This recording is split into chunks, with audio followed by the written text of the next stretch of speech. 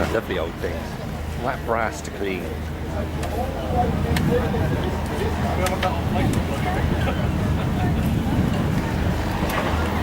got the traditional fairground organ.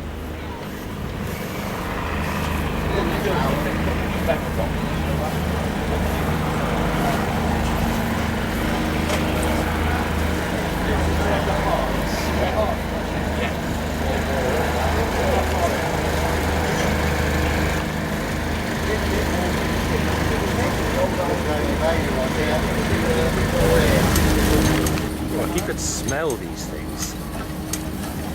It's really, really lovely smell. Coke burning.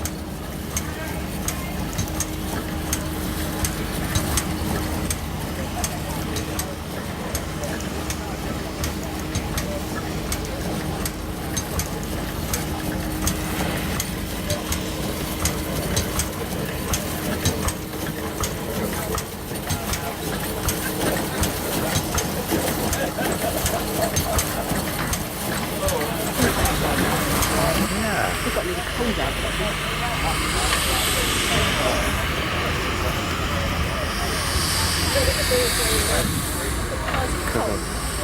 Yeah.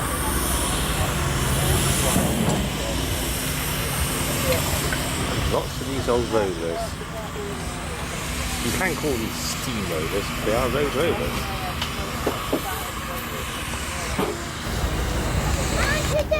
There's a Sentinel steam lorry.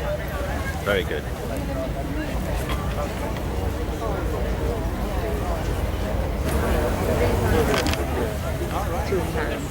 Yeah, definitely a man's world this. Isn't it?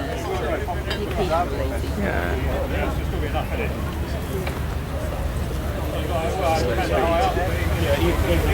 Oh, this lot in steam. Yeah.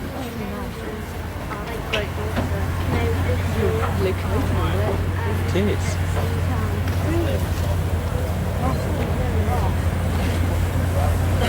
Fired that one up. Monster. They have the Camborne steam fair as well. Yeah. I took the one cut here for this.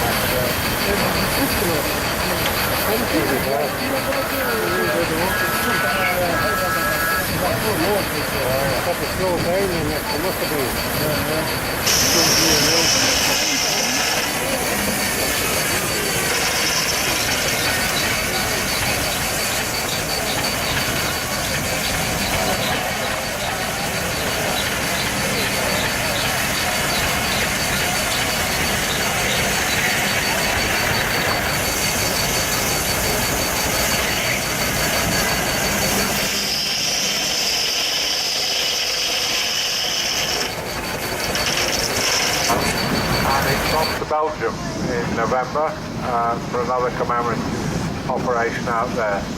And I see that Ian has been elbowed out of the driving seat today. It's quite an interesting truck to drive.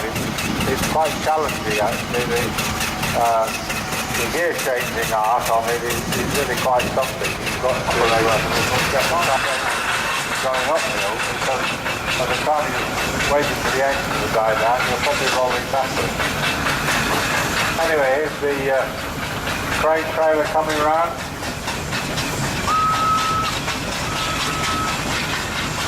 That unit on the front, of course, is typical of the type that would have been working with this trailer in its heyday.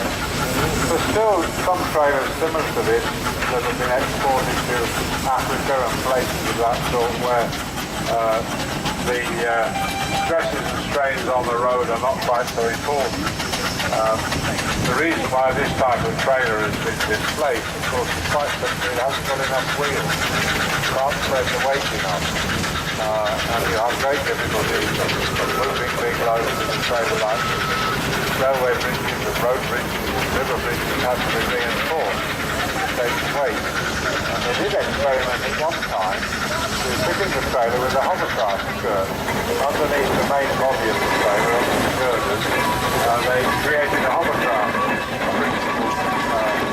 The big air blower in the truck mounted came along behind. This enabled them to spread the loads across the distance and so on.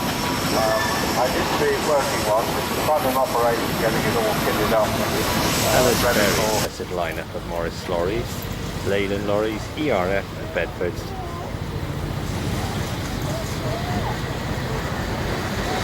We got the Scammels on down the end.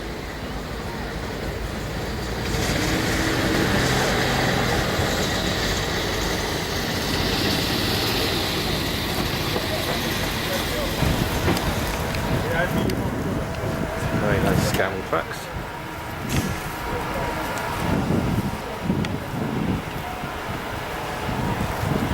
Big one on the end. Very nice little TK.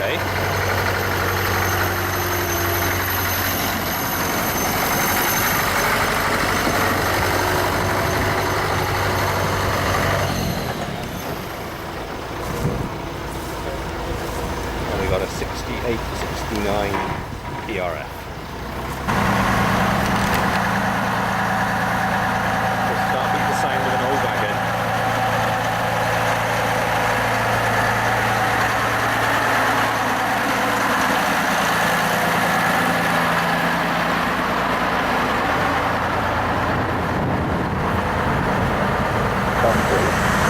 The County Council Highways Department had a say whether that they would commit such a weight to pass through their territory, and indeed what route it would have to take.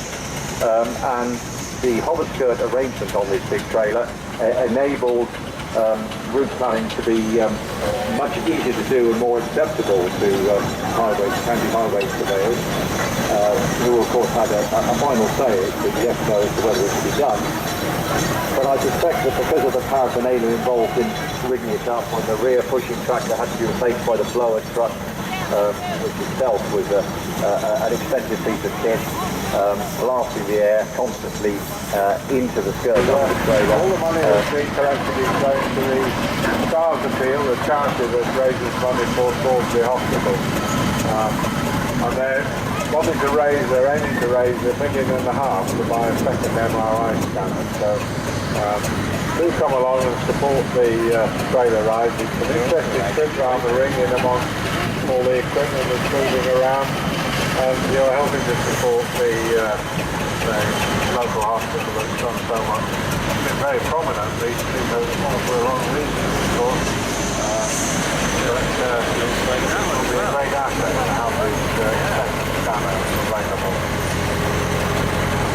The Borough tractor coming around now, just heading round the top, about to go down the hill. No, there's no canopy on that end. One of the funny things about the little Borough, you always seem to stand on top of it rather than in it. Somehow the driver always towers over it. Yes, for a tractor of that size, they're very long-rodded. I always think that you almost feel when you are standing over it on the footplate that it's almost like a model, isn't it? It is, yes. They look a bit fragile compared to other engines. Yes, Waldron, not far away over at Langport there. Now that's a Foden oversight. Now you can't see very much of the motion, but it's all up there on the top of the boiler, just like it is on the transmit. All these smaller and it goes around a great deal faster. But it's exactly the same principle as the engines. And they were very, very successful and both stuck to that principle of the oversight wagon right till the bitter end, actually, when they finally gave in and produced the Speed 6 and the Speed 12. But it was too late. Speed 4 by then anyway. And I don't think the Speed 6 and 12 were particularly successful. Both the brakes were replaced by the new, well-developed oil engine powered trucks coming to be experienced. Now the lorry just going round past the commentary box there with the yellow bonnet and cab roof. This is a Scammell Pioneer. Now this is the wartime heavy haulage tank recovery and gun tractor of the British Army. It was the forerunner of the Scammell Explorer that we've talked about, that served in those duties, particularly as a breakdown recovery tractor in the 1950s onwards. And this is only a 6x4, it didn't have a driven front axle. They were all fitted with a Gardner 6LW engine. And I was mentioning when we were talking about the Diamond T, how much more advanced this American machine was than its contemporary British counterpart. Well, this is the contemporary British counterpart, and if you get a chance to look at both of them as they go round, you can almost see by looking at it that it is it's a lorry, it's a machine from a generation before, and this was why the Diamond T became so very popular with heavy hauliers after the war when they were demobbed from the armed forces, because they were that much more advanced than the offerings from Scammell and other British lorry makers from the wartime production that they had been engrossed with. We really were left behind at that stage by the Americans, and because they came over to join us in the